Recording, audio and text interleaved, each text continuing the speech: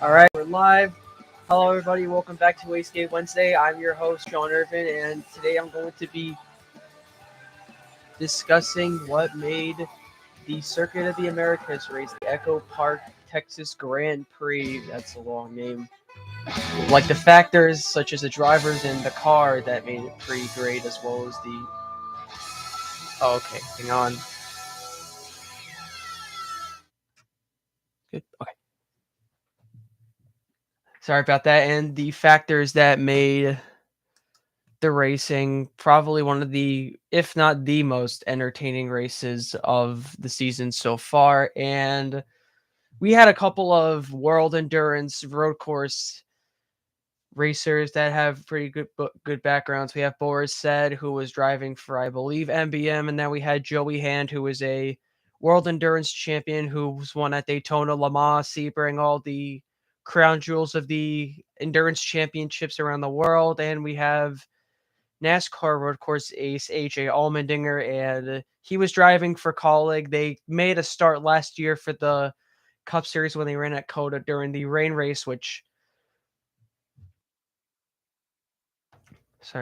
often clouded how COTA was looked upon last year as, is this race going to be good? Is it going to stay around for long? Is the track only meant for F1? Because COTA is a multi-purpose circuit, but mostly it is a F1 circuit. For the last 10 years, or going into the 10th year, they've hosted the US Grand Prix there, and the race was very entertaining on not just Sunday, but for Saturday as well. The Trucks and Xfinity ran a doubleheader there, and the Cup Series is where it really shined because by the title, the next gen car, the Gen 7, as I'm calling it now, is doing what it's supposed to be doing. And I have a comparison right here. The next gen car is based off of the the GT3 and the Australian supercars, and I just have here. So the common, the similarities between the two is that they're all road course oriented car. Even though NASCAR has trims for ovals, they always race on ovals. This car is a more road course and talent based oriented car. So the three things that they have in common is a single wheel, but on the Australian and on the GT3, they have a gigantic wing because the cars are a lot heavier and they need a lot more downforce going into the corners and and making sure that there's a lot of downforce to keep the car from spinning out, more weight added to the back. And the common differences that we have is it was with the rear diffuser, which adds downforce to the next gen car, but it works with the flat bottom to keep the air clean underneath. And while Formula One's direction is more oriented towards making it easy to follow, the keyword is follow. NASCAR wants closer racing, as in not a single file, single groove race strung out over 4 or 5 hours with dirty air always being a factor, make it hard to pass. As I said, like previously before, they figured out the problem with they figured out the racing product problem, and I think they've got it solved as long as they leave the car alone for a little while until 2024, where they're going to add the hybrid element to it. I think that this car will do fine, and the next gen car was always talked about as being a more road course oriented car. Or it's a lot more faster. It's more simpler to drive, at the same time being a challenge. With the sequential box, you have quicker shift times. With the racket pinion steering, you have quicker steering times. It's a more quicker and responsive car, which makes it more challenging because if you're too responsive, you could easily be in the wall or in the gravel. And the finish is one of the most talked about and already a hit classic with fans over the last few days. And Trackhouse dominated the day mostly during the first stage. Not Ross Chastain, Daniel Suarez led about 15 or 20 laps up until he lost power steering, which created a problem. It made it impossible for him to turn. He was posting about it on his Instagram how it was really a matter of survival after mid stage 2. And he saw the win slip out, but that didn't mean that Trackhouse's day was over. Ross Chastain led up front and dominated the race, leading 30 laps, and The finish with AJ Allmendinger, Alex Bowman, who was really a factor in it, and Ross Chastain. Um, I'll just show a demonstration of Coda just so you guys understand. So this is Coda Circuit of the Americas. It's in the shape of an eagle wing. So, America, the eagle.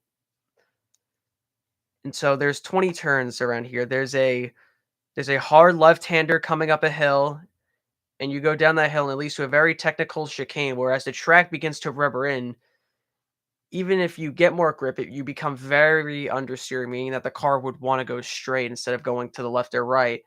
And then you come up a hill with a more technical turn, and you go down another hill, and then there's this long straight here where you get around 160 miles an hour. Last year it was 181, but I think they lowered it and added more downforce a little bit to the car so that they wouldn't go flying into each other down the straight. Since it rained a lot last year, so visibility on the straight was a really big factor that led to a lot of red flags. And eventually NASCAR was just like, you know what, it's long enough. Let's just call it right here with the rain. And then there's a few hard right and left-handers, and then another left-hander, and then you swing right here. And coming into sector 3, rather, there's 2 sectors. I think this is sector 1, 1, 1, 2, and 3. That's where they split off. And in sector 3, which is the F1 sector 3, NASCAR was just using sector 3s for the camera and quality purposes. Coming into sector 3, AJ Allmendinger and Ross Chastain, who were formerly teammates in the Xfinity series, were battling out. They were side by side. Ross was losing grip. AJ was on fresher tires, and Ross was holding his own. Even though there was a bunch of cautions coming out for spins, Ricky Stenhouse and Eric Jones both stopped on the back straightaway right here down the Eagles, called the Eagles Nest. They were stopped going down the Eagles Nest, and that brought out a bunch of cautions and a couple of spins. No one really collided. There were a lot of reliability issues, but there wasn't really any spins or collisions into the wall where they had to bring out a red flag. So it was a relatively quick and clean race.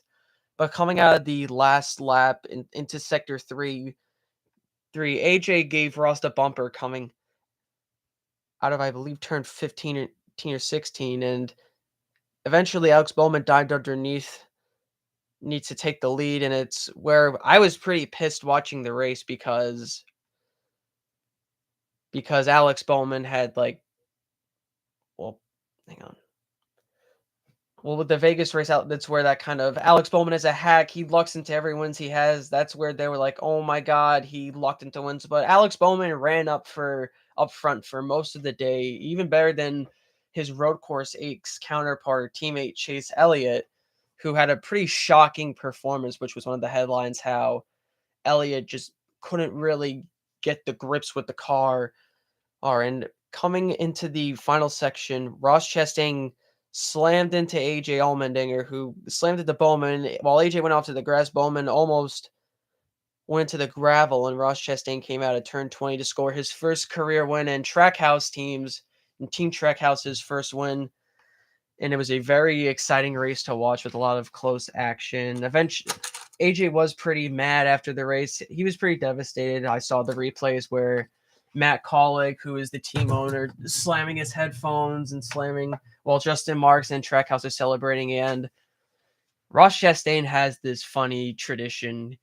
Before he got into NASCAR and all the upper tier series, Ross used to be a watermelon farmer down in Florida, and they called him the Watermelon Man. So whenever he won a race, his team would always bring out a watermelon for him, and he would get on top of the car, or he would get on the high banks at Daytona, which is what he did during his first Xfinity win, and he would slam that watermelon onto the ground.